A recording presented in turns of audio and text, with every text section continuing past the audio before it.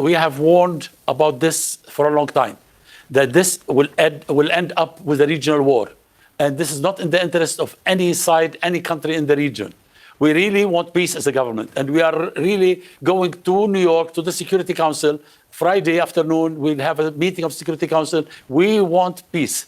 I don't mean to say peace with Israel and have like a peace treaty. We want peace in the borders between us and Israel.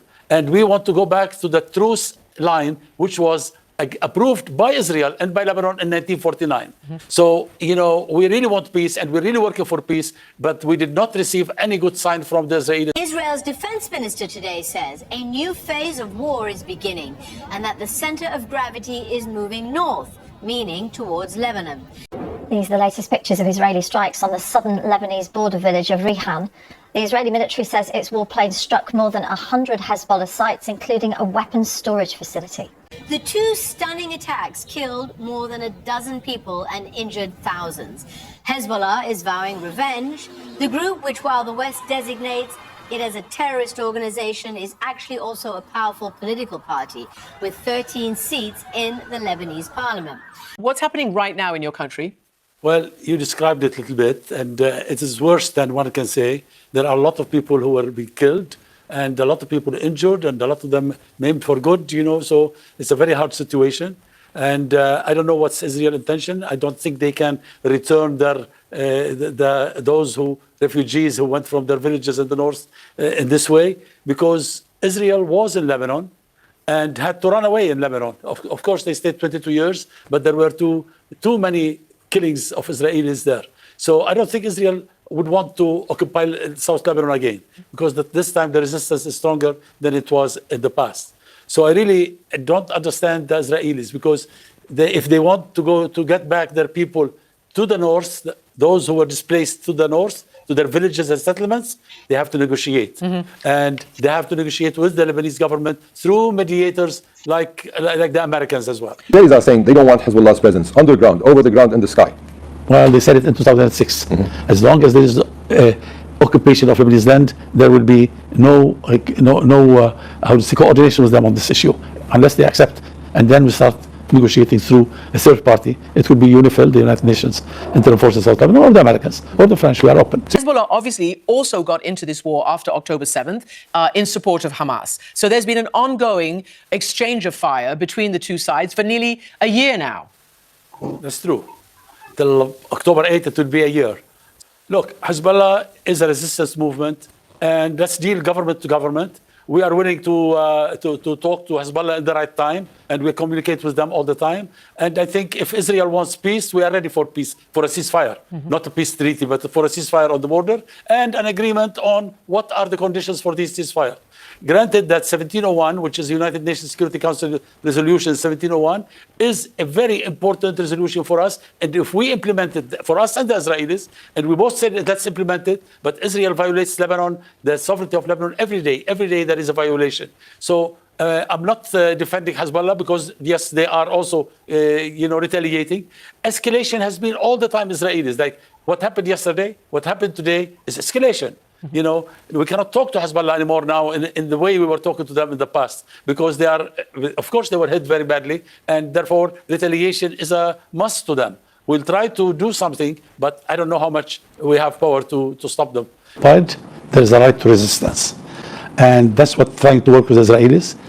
Leave this, give us back the land, and then there is no need for military presence except for the state in southern Lebanon, and that's what UN Security Council Resolution 1701 says. But Israel insists on continuing the occupation of our land, and not continuing that, because the blue line is not the border.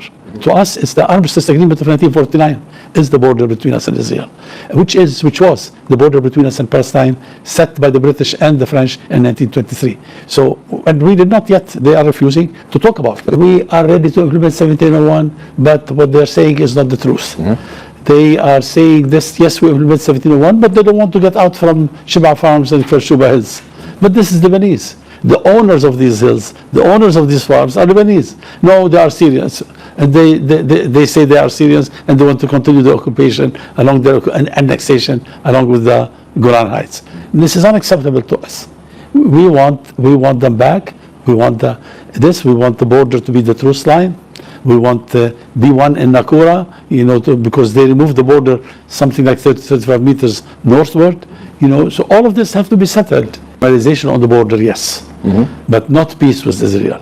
This would have to wait for an Israeli-Palestinian peace. We have 500,000 Palestinians, and Lebanese feel with the Palestinian people.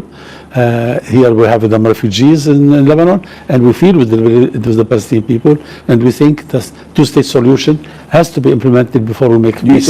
It's not on the table with this government, but you don't know, and we can't deny that Israel has democratic elections, and if there is elections, I think the opposition may win. And the head of the opposition, they want peace on southern border and with Lebanon and with the Palestinians. There are half solutions and there are full solutions.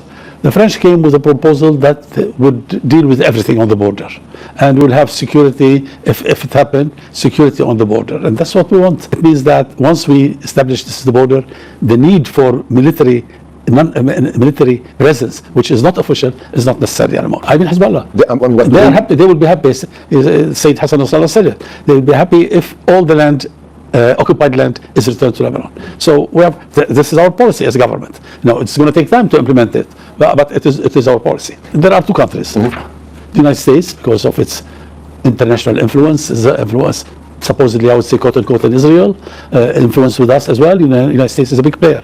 And France, because of its historic relation with Lebanon. It's very important to them and to us. The American proposal, they more or less, it's not that proposal reflect the Israeli, or tell us the Israeli proposal. Israelis are going only for half solutions.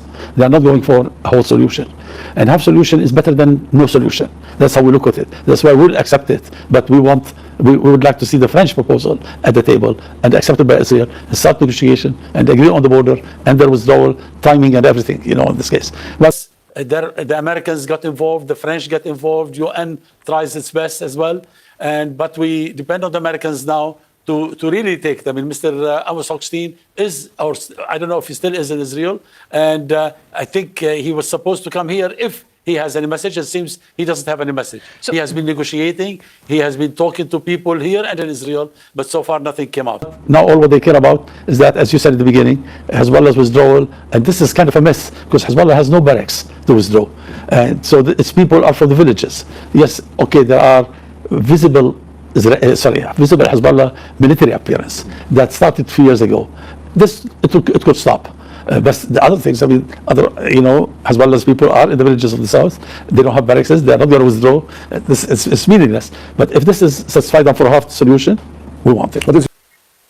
Well, so far, of course. Now, Hezbollah for a few days or a week or so, they would be in trouble. It's not easy for them to receive such kind of a blow in 2 days. I don't know what's expected more, if there is anything else is expected tomorrow. I mean, they penetrated their intelligence, they penetrated their communication. There's no doubt they would be a little bit in disarray. But I think this is an organization that can come back quickly. That's what happened in 2006, and they can come back quickly. Also, Israel for a year almost has been, we're going to finish from Hamas. Yes, Hamas has been weakened, but it is still there. So, ideas, you cannot kill ideas by war. This is, if you have an army against an army, one would win. But this case, it is not the case. It's not the same case as a war. You have an idea. An idea does not die. On the contrary, there would be more people really rallying towards this idea. We've been very clear, and we remain very clear, about the importance of all parties avoiding any steps that could further escalate the conflict that we're trying to resolve in Gaza, to see it spread to other fronts. It's clearly not in the interest of anyone involved to see that happen. And that's why, again, it's imperative that all parties refrain from any actions that could escalate the conflict. Crime wars or declaration of war. You can call it anything, and it deserves those words. He said Hezbollah won't stop fighting until Israel stops targeting Gaza. As he spoke, Israeli fighter jets flew low over Beirut and carried out airstrikes in southern Lebanon. Hezbollah fired multiple rockets into Israel. In the new phase of the war, there are significant opportunities, but also significant risks. Hezbollah feels persecuted. The sequence of our military actions will continue.